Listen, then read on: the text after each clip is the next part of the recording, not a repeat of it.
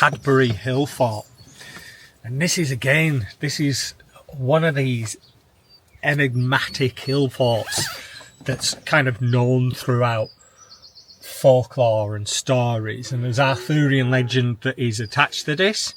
A lot of people have touted this as perhaps the actual home of the Arthur.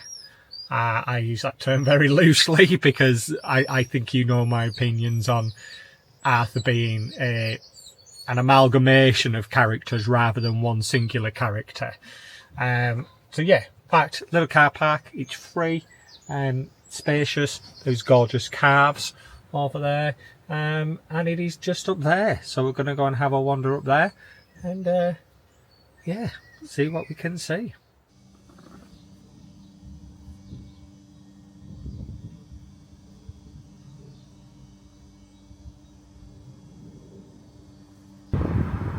So, about 3,000 years ago, a Neolithic age is when kind of evidence has survived from that. Obviously, the relationship with Arthur,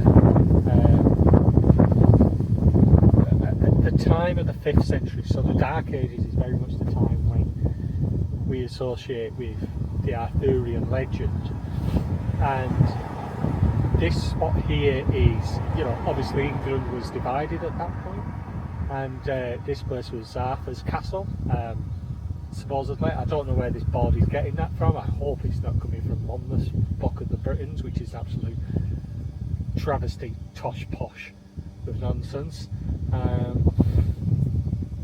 But yeah, from here Arthur held out and fought many battles against the Saxons. I mean, yeah, did he?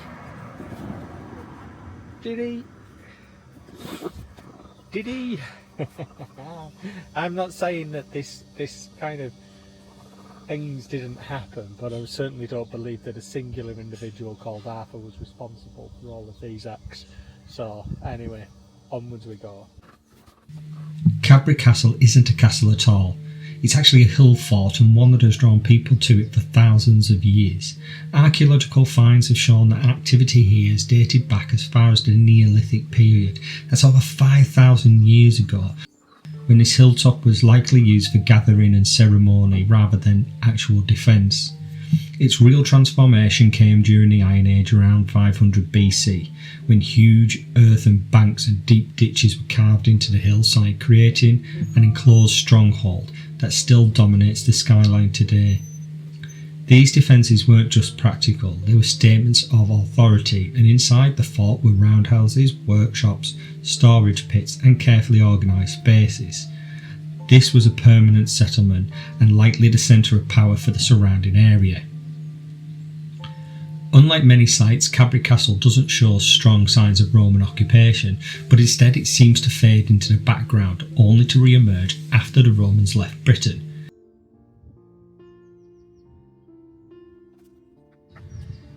Yeah, so unlike Maiden Castle, where you have it winds the entrance to go in, Cadbury is a steepled kind of like holloway or path straight up with these massive ditches either side, where if you're an attacking force you have to come up being overlooked, and you got to remember that each of these tops of these banks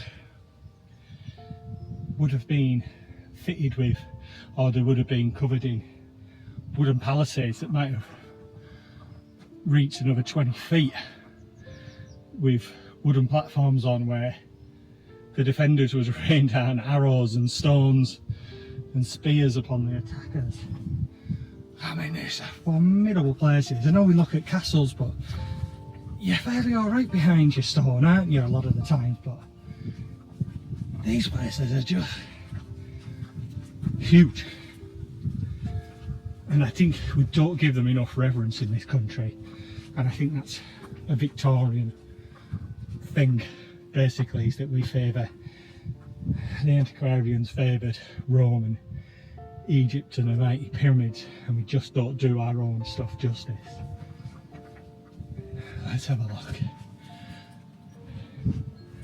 In the 5th and 6th centuries, the hill was fortified once again, with large timber halls were built within the ancient earthworks, including one structure big enough to suggest a high-status leader lived here. Finds from this period include imported pottery from the Mediterranean, showing that whoever ruled Cadbury had wealth, influence and connections far beyond Somerset. And this is where history begins to blur into legends. For centuries, local tradition has linked Cadbury Castle with King Arthur, claiming that this hill is Camelot itself.